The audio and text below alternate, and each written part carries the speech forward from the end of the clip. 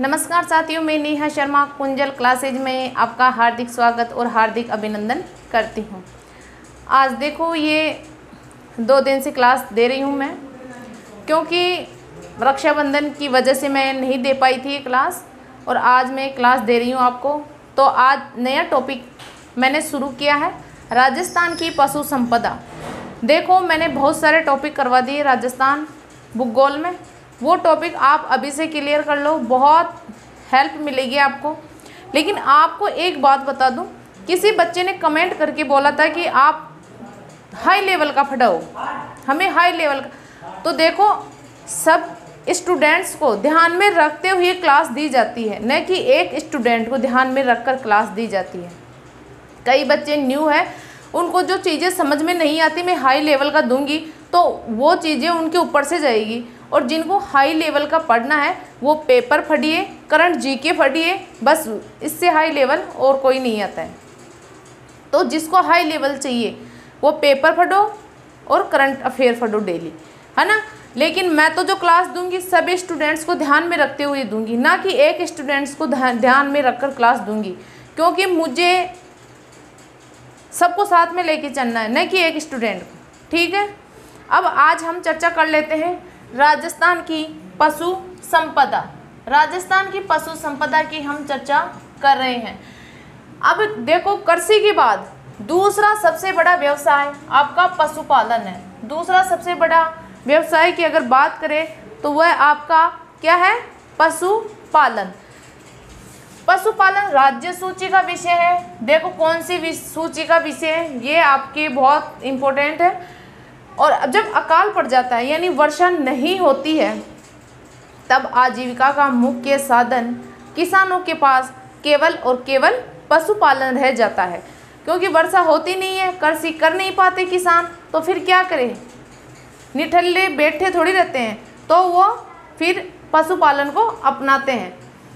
तो आज अकाल के समय आजीविका का मुख्य पशुपालन होता है। राजस्थान में वर्तमान में पशुधन की बात करें तो 568.01 लाख पशु है। पशुपालन का जीडीपी में योगदान की बात करें तो वह आपके 10.21% योगदान रखता है, 10.21%। फिर पशुपालन और पशु उत्पाद प्रसंस्करण से लगभग 9 से 10% राजस्व की प्राप्ति होती है। देश की कुल पशु संपदा का राजस्थान में 10.58% भाग पाया जाता है। कितना पाया जाता है, 10.58। देखो ये जो आंकड़े ना ये मोस्ट है, इनको अच्छे से याद कर लेना, समझ लेना। फिर बात करें कि पशु गणना हर 5 वर्ष पर राजस्व मंडल अजमेर करवाता है। 5 वर्ष पर, कितने वर्ष पर होती है, 5 वर्ष पर। पशु गणना 5 वर्ष पर होती है। इंसान यानी मानव की गणना 10 वर्षों के अंतराल पर होती है। 20वीं पशु गणना आपके 2007 से 2019 के मध्य हुई थी। अब आपके सितंबर से दिसंबर 2024 के मध्य 21वीं पशु गणना आने वाली है। तो आपको जैसे ही नए आंकड़े आएंगे तो मैं आपको अपडेट करवा दूंगी। क्लियर, अभी तो 20वीं पशु गणना के आंकड़े ही आपको पढ़ने हैं। भारत में प्रथम पशु गणना दिसंबर 1919 से अप्रैल 1920 के मध्य हुई थी। स्वतंत्र राजस्थान में 1951 में पशु गणना हुई थी। उस समय 2.46 करोड़ पशु थे। 1951 में जब पशु गणना हुई थी तब 2.46 करोड़ पशु थे। 20वीं पशु गणना में सर्वाधिक वृद्धि की बात करें तो आपके गाय और भैंस में हुई है। गाय और भैंस। सर्वाधिक पशु संख्या की बात करें तो वो आपके बकरी है। सर्वाधिक पशु संख्या पहुँचे तो आपकी बकरी है। और सर्वाधिक वृद्धि की बात करें तो वो आपके भैंस और गाय है। सर्वाधिक कमी की बात करें तो वो आपके गधों में हुई थी। राज्य का सर्वाधिक पशुधन बाड़मेर, जोधपुर और नागौर में है। बाड़मेर, जोधपुर, नागौर। और न्यूनतम पशुधन की बात करें तो वो आपके धौलपुर में है। कौन से जिले में है, धौलपुर में। लेकिन अब देखो जो नए आंकड़े आएंगे वो अपडेट होके आएंगे, मैं आपको अपडेट करवा दूंगी, कोई टेंशन नहीं है। लेकिन जब 21वीं पशु गणना के आंकड़े आते हैं उससे पहले जितनी भी एग्ज़ाम लगेगी तो आपके 20वीं पशु गणना के आंकड़ों के आधार पर ही एग्ज़ाम होगी। 18वीं पशु गणना हुई थी वो पहली बार नस्ल के आधार पर हुई थी, कि पहली बार जो नस्ल के आधार पर गणना कौन सी पशु गणना हुई थी, तो वो हुई थी आपके 18वीं। देखो आपको मैं बिल्कुल फैक्ट दे रही हूँ, आपको टेंशन करने की ज़रूरत नहीं है। मैं आपको इतना दावे के साथ कह सकती हूँ कि आप अगर जो मैं बता रही हूँ, नोट्स दे रही हूँ मैं आपको, अगर आप इनको अच्छे से क्लियर कर लेते हो तो 90% पेपर आपका क्लियर हो जाएगा। अगर आप क्लियर कर लोगे तो, और अगर नहीं क्लियर करोगे, नहीं पढ़ोगे, तो आपका कुछ नहीं होने वाला है। चाहे मैं इससे और भी हाई लेवल का दूँ या इससे डाउन दूँ। क्लियर है? यहाँ तक कोई दिक्कत? ये अपने दिमाग में एक मानसिकता मत बनाओ। जो मैं दे रही हूँ क्या आपको इतना सब कुछ आता है? अगर आपको इतना सब कुछ आता है तो आप अपना लेवल बढ़ा सकते हो, लेकिन ये लेवल बढ़ाना हर स्टूडेंट की बस की बात नहीं है। वो 100 में से 1 या 2 हो सकते हैं, मैं मानती हूँ इस चीज़ को, लेकिन हर स्टूडेंट नहीं हो सकता है, क्योंकि जो न्यू स्टूडेंट है उनको पता ही नहीं है वो क्या करेंगे, तो उनको भी साथ लेकर चलना जरूरी है। अब पशुधन की दृष्टि से राजस्थान का भारत में स्थान पूछे तो वो दूसरा स्थान रखता है। राजस्थान का वर्तमान पशु घनत्व 166 है, लेकिन अब देखना 166 है, लेकिन कई जगह आपको 169 भी मिलेगा, 169 भी मिलेगा, लेकिन ज़्यादातर वोट इसी के ऊपर है, 166 के ऊपर, इसलिए 169 मत मानना। लेकिन कई जगह बताया गया है, कई बुक्स में मैंने पढ़ा है, ऊन उत्पादन में राजस्थान का देश में स्थान पूछे तो प्रथम स्थान रखता है ऊन उत्पादन में। दूध उत्पादन में राजस्थान का देश में दूसरा स्थान है, दू यानी द यानी दूध और द यानी दूसरा।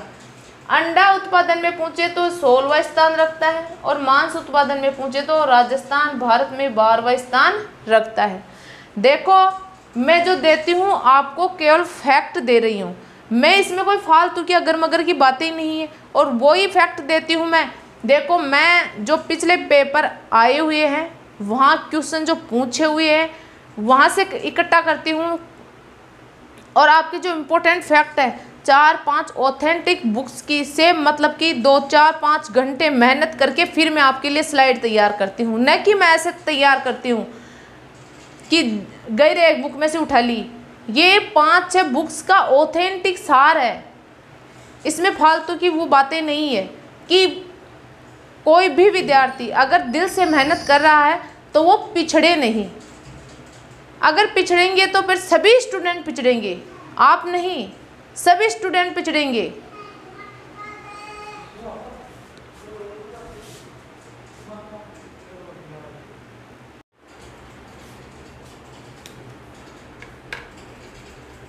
अब हम बात करेंगे गाय। अब नस्लों की बात कर लेते हैं, गाय भैंस बकरी, इनकी नस्लें और ये कौन कौन सी स्थानों पर सर्वाधिक पाई जाती है, इनकी चर्चा हम इस स्लाइड में करने वाले हैं।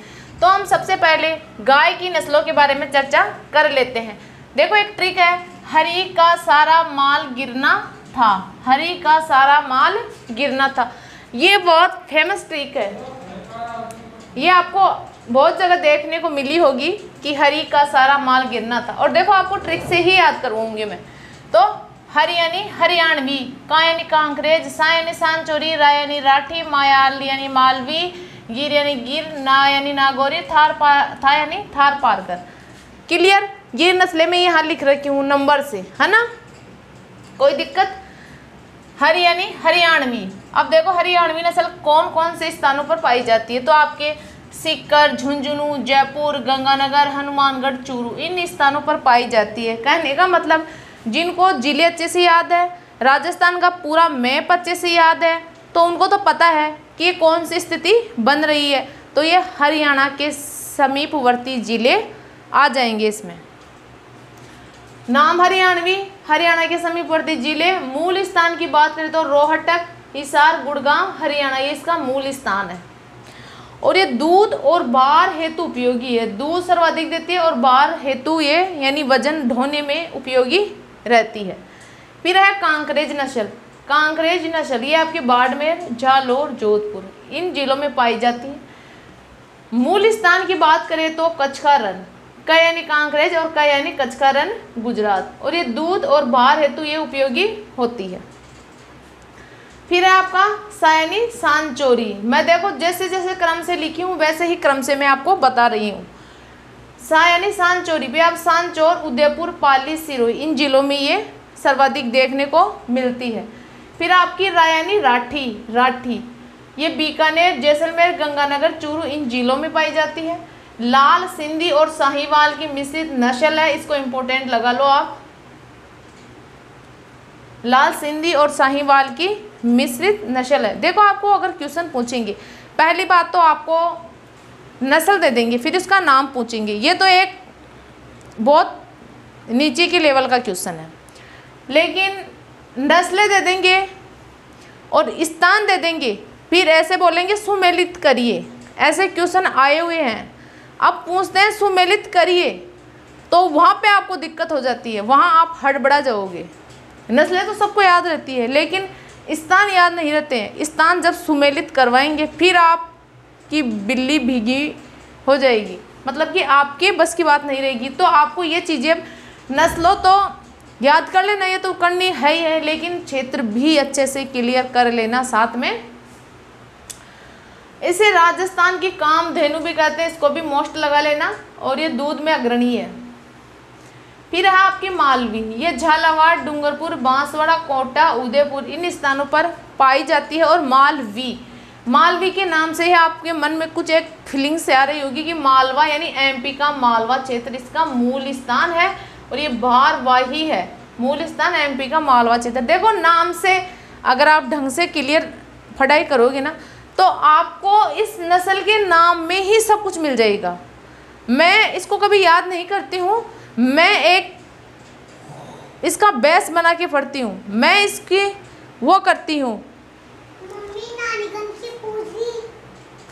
मैं इसके नाम से ही सब कुछ कर लेती हूँ। फिर आपकी गिर, रेंडा या अजमेरी, रंजगा की जमीन में चल जा, रंजगा की भाग जा, रंजगा की। इसे अजमेर, भीलवाड़ा, किशनगढ़, चित्तौड़ और मूल स्थान है गिरवन, काठियावाड़ आपका गुजरात। फिर आपके नागौर, ये नागौर, जोधपुर, बीकानेर और मूल स्थान है इसका सुहालक, नागौर। अब इसमें बात करें तो बैल तेज दौड़ने वाले होते हैं, मजबूत होते हैं और भारवाही होते हैं। फिर है आपके थार यानी थार पारकर, जैसलमेर, बाड़मेर, जोधपुर, सांचौर और अधिक दूध देने में अग्रणी है। देखो इसमें ज़्यादा कोई डिफिकल्ट नहीं है, नस्लें याद करनी है आपको, क्षेत्र याद करने हैं और कोई दिक्कत नहीं है। क्लियर? अब मिलते हैं अगली क्लास में। जय हिंद, जय भारत।